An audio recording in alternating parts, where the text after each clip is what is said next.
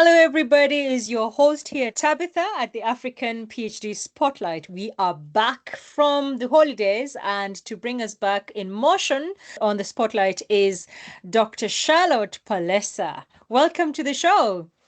Thank you very much for having me. I'm so Yeah. excited to be here.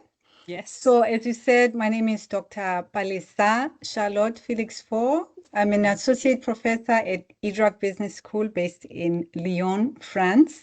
But I'm originally from South Africa. I've been in France for a couple of years now. I think it's almost 23 years. Mm-hmm. So so what I can say, I'm also an associate professor at the University of Johannesburg in the Entrepreneurship Education Chair, as well as associate researcher at the University of Grenoble, where I actually live currently. Thank you. Beautiful profile. So welcome. And the first question I have for you is about your PhD journey.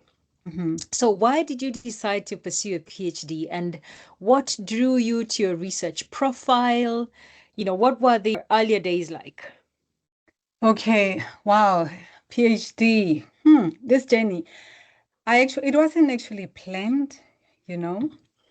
I went to business school, but what I can say, before business school, I had another life, because after high school, I actually studied sciences, chemistry, physics, mathematics at the University of Cape Town in South Africa. I somehow branched into business studies later on, and I ended up at the Grenoble Business School doing a master's in international business, worked for Hewlett-Packard. Left Hewlett-Packard in 2009 to economic downturn. And at that time, I decided I'm going to get into business because of, I just thought of the resources in terms of the network that I have in South Africa, and also seeing after apartheid in South Africa how opportunities were just arising for many people in the townships, people I know, creativity. Whenever I went back, I just found the country so colorful, So during that time, in terms of work and the corporate space being complicated, I decided to go back to South Africa to go look for interior designers, fashion designers, to establish a business in France. I opened a concept store, South African concept store, which lasted for 14 years. The store, yes. So the aim was actually to give visibility to these creative African people, and to change narratives about African products, to position African products as premium products, just put more value and promote them even outside of France, because I was able to export to countries like Japan, like Russia, Italy, Brussels, Belgium, I would say, the US, and in other, countries in the European Union. So making young creatives in South Africa visible, and that was another way of contributing to South Africa, as at that time, actually, there was a lot of brain drain taking place. So while I was doing this work, I realized that many of the entrepreneurs, though they had skills and abilities, it took them many years to establish themselves. And I saw that it was usually from the same socio-economic space, So at some point, I had the opportunity to teach at the Grenoble Business School, where I used to be a student, So this was my first taste with academia. Okay. And then, since I was an entrepreneur myself and passionate about my entrepreneurial journey, and I guess I've always been somebody who teaches. I've always coached, even when I was young in high school. I always like to encourage others. So teaching became one of my passions as well. Okay. So Yeah, then as years went by with the, starting a family, the demands of being a businesswoman, Mm. being, going away to trade shows on weekends was starting to be a little bit complicated. Yeah. And also, I saw the type of work I was doing in terms of teaching, that I was doing Mm. a whole lot of work. And if I didn't have a PhD, it's actually, there is no return on, of Yeah. investment. So Yes. this is Yes. when I decided to do a PhD. And Yeah. yeah, Okay. So what drew you to your research topic? so my research topic, it came about because of the observation I made when I was working with my suppliers. Okay. So my suppliers were basically, the majority were based in the South African townships. Mm-hmm. So I was able to observe their struggles, many, many years of trying to make it. I wanted to see what was going on in terms of their experience, because the government was already supplying resources to develop entrepreneurship. After apartheid, there's been so many government programs, Mm. but somehow it was not working. Mm-hmm. So I decided to look at the institutions. My Mm. topic became knowing that South Africa has gone through a very difficult political history. So Mm. I just wanted to study the effects of the historical legacies of South Africa on the entrepreneurial behavior Okay. of these South Africans, and that's how Mm-hmm. I went. This was my topic. To, Right. So your PhD journey and story was, I mean, the research that you went into was deeply personal, experiential, and you yes. wanted to know more, to study more about the context. Yeah. Yeah, and what could be done about it? Mm. Good. Yes. So Mm. now moving on to the second question. Yes. What was your biggest challenge when you did your PhD?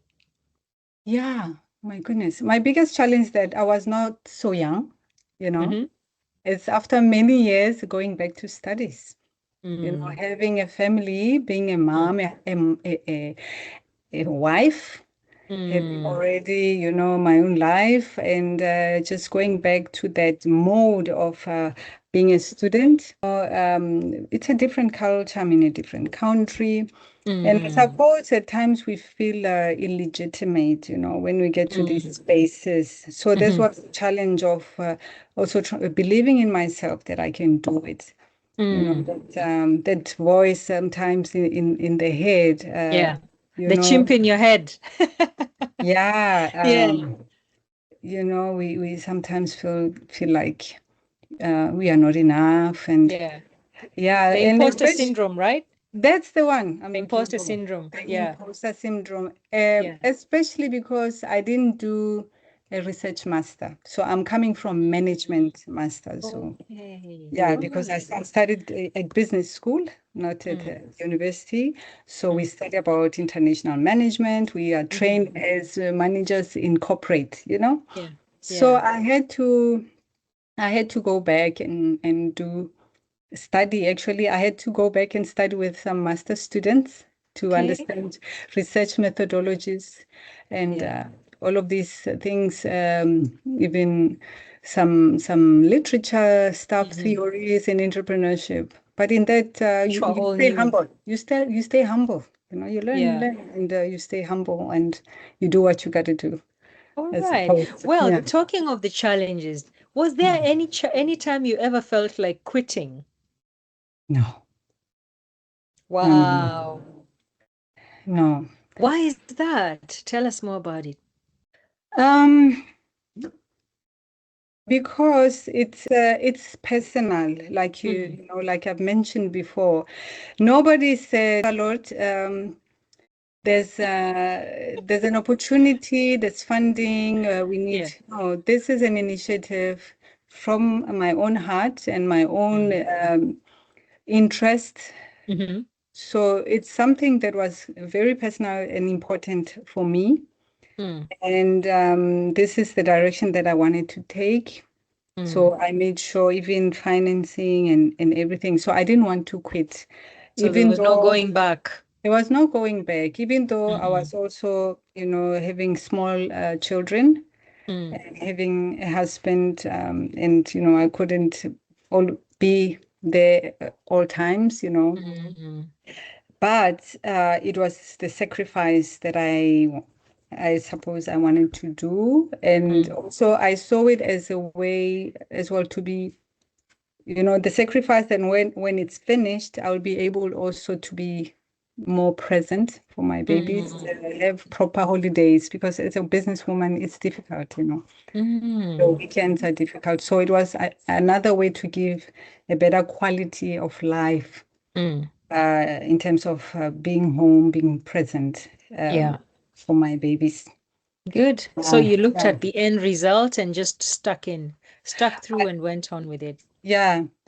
And Mm, another reason, if I may, is also the social impact. So this topic for me, it's about, because it was a contextual analysis. So I just felt this is work that needed to be done, and mm, then propose, as policy recommendation to the mm, authorities. mhm, Um, because I felt like the programs that were being offered, it was just programs that were coming from other countries, developed countries, and then just, brought there expecting that they will work. mhm. So I really wanted to understand the structure, the Yeah. social mechanisms Mhm, within South African townships, so that programs could be adapted accordingly to have better impact mm. because of the high level of unemployment among the youth in South Africa. Yeah. Good. So there was also social implications for the research. Yes. Right, on to the highlights. What was your Mhm. highlight during your PhD? Was there, a joyful or pride moment? Was there anyone who inspired you? Share with us.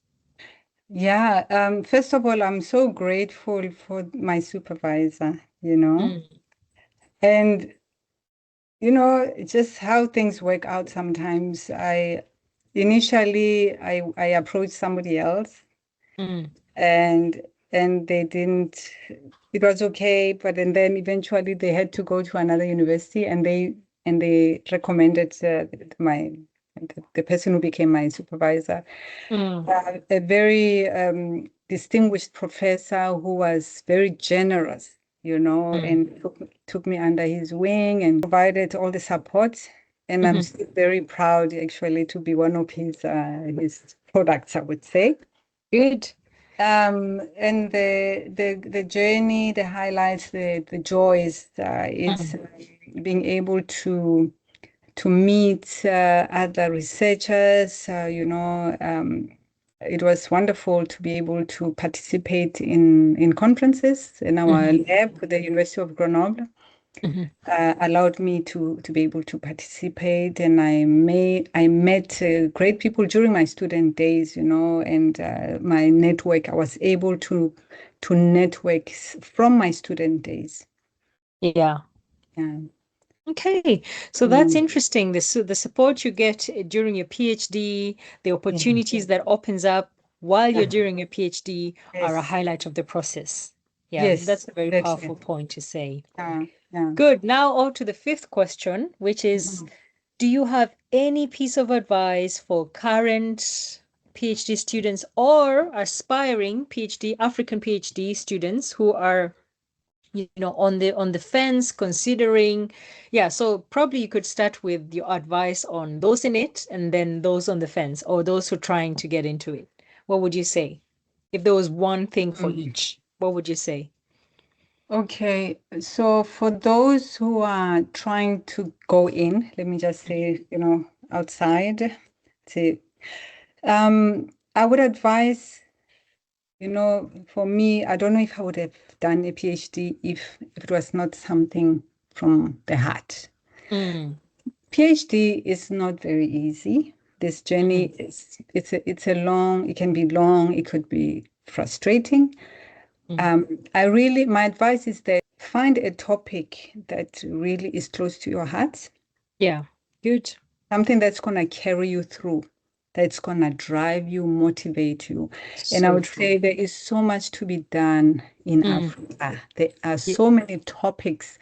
Yeah. Look at research right now. Everybody is turning to Africa for new knowledge, new phenomena, because so much saturation in the developed countries. Now, Africans, it is your responsibility to tell your own stories. You are the ones who understand the context better than anyone else. Yes. Don't let other Totally people agree. write history. It's like letting others write history on your behalf.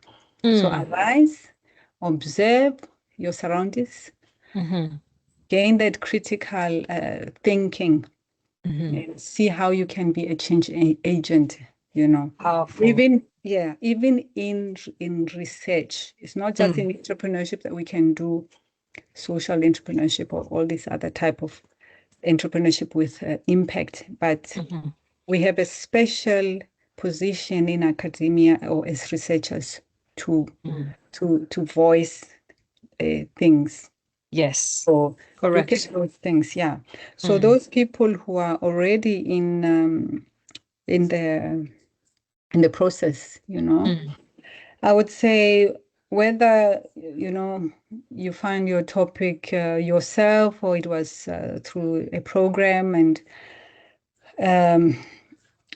the best thing I think is to surround yourself with good support in this stage, especially people who understand your topic. Peers, don't be isolated. Don't be isolated because you can get discouraged very easily.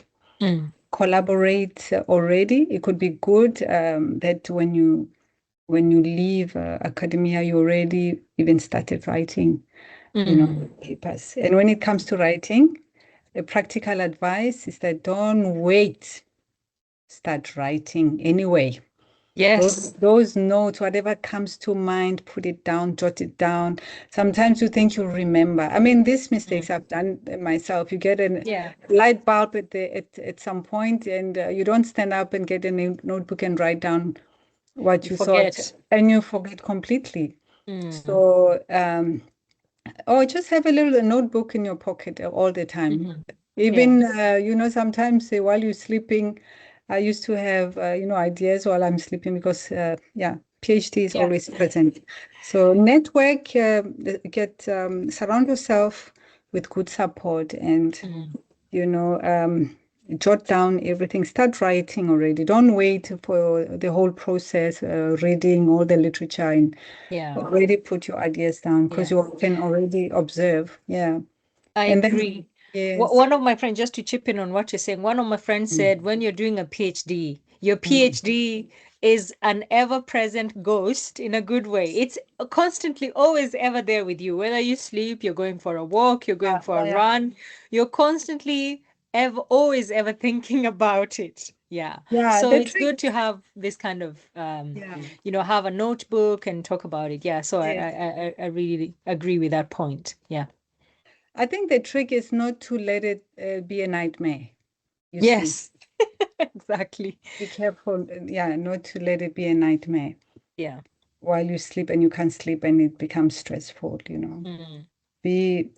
And universities have support, there's services, ask questions, go see the librarian. Don't isolate yourself. Yes, good. Yeah. So Mm. remember, to aspiring PhD students, pick a topic that's close to your heart. There's Yes. so many things, so many problems to still be solved in Mm. terms of research. For those who are Mm. going through it, find a proper support.